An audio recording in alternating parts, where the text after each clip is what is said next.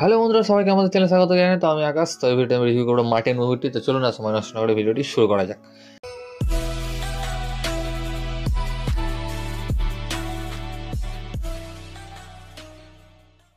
তো প্রথমে আপনারা ভাবছেন যে মার্টিন মুভির কেন রিভিউ করছে এবং এত দেরি করে।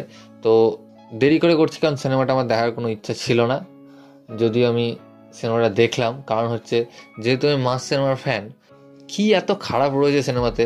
কারণ আপনারা সবাই মার্টিন সিনেমার রিভিউ দেখে নিয়েছেন আর আশা করি সিনেমাটাও দেখে নিয়েছেন। আমাজন প্রাইমে হিন্দিতে অ্যাভেলেবেল রয়েছে। তো কি খারাপ রয়েছে সেটা দেখার জন্যই আমি সিনেমাটা দেখতে শুরু করলাম। এবং সত্যি কথা বলতে পুরো সিনেমাই দেখেছি, কারণ আমার এরকম কোনো ব্যাপার নেই যে আমি হাফ সিনেমা দেখে রিভিউ করি বা সিনেমা দেখলামই না রিভিউ করে দিলাম, এরকম কোনো আমার ইচ্ছা নেই। সেই কারণে আমি পুরো সিনেমাটা দেখে রিভিউ করছি। তো এই সিনেমাটি ডাইরেক্ট করেছেন এপি অর্জুন। তিনি এর আগে আধুরির মতো সিনেমা করেছেন এবং ফিল্মফেয়ারে বেস্ট ডাইরেক্টর অ্যাওয়ার্ড পেয়েছেন। বাট তিনি কি করে এই সিনেমাটা বানালেন আমি বুঝতে পারলাম না। সিনেমাতে যদি বলি কিচ্ছু ভালো নেই, না গল্প আছে না স্ক্রিন প্লে আছে। যাও গল্পটা লাস্টের 5 মিনিট ছিল, পুরোটাই একেবারে ভোগাস।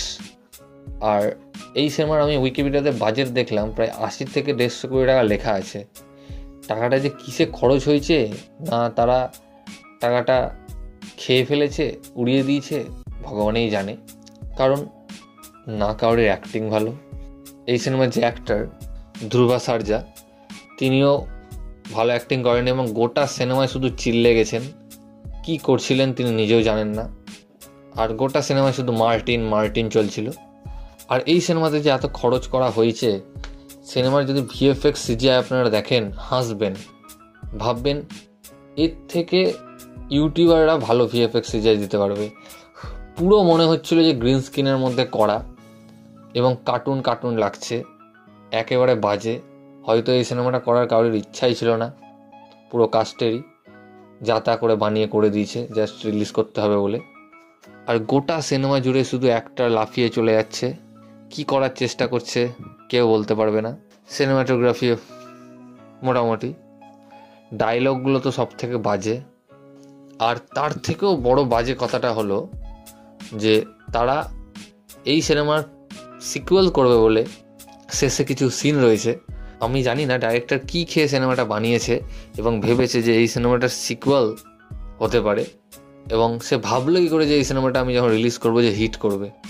যাই হোক, আমি সেটা জানি না, সেটা ডাইরেক্টরই বলতে পারবে। যদি আপনারা একটা অ্যাকশন ধামাকা সিনেমা দেখতে চান, কোনো লজিক নিতে চান না, শুধু মার ধার অ্যাকশন এতটুকু দেখতে চান, তাহলে এই সিনেমাটি আপনারা দেখতে পারেন আমাজন প্রাইমে। এই ভিডিওতে এতটুকুই গাইস। ভিডিওটি ভালো লাগলে অবশ্যই ভিডিওকে লাইক কমেন্ট শেয়ার এবং চ্যানেলটিকে সাবস্ক্রাইব করুন এবং আমাকে ইনস্টাগ্রামে ফলো করতে পারেন, লিঙ্ক আমি ডিসক্রিপশানে দিয়ে দেবো। ভিডিওটি দেখার জন্য থ্যাংক ইউ, ধন্যবাদ।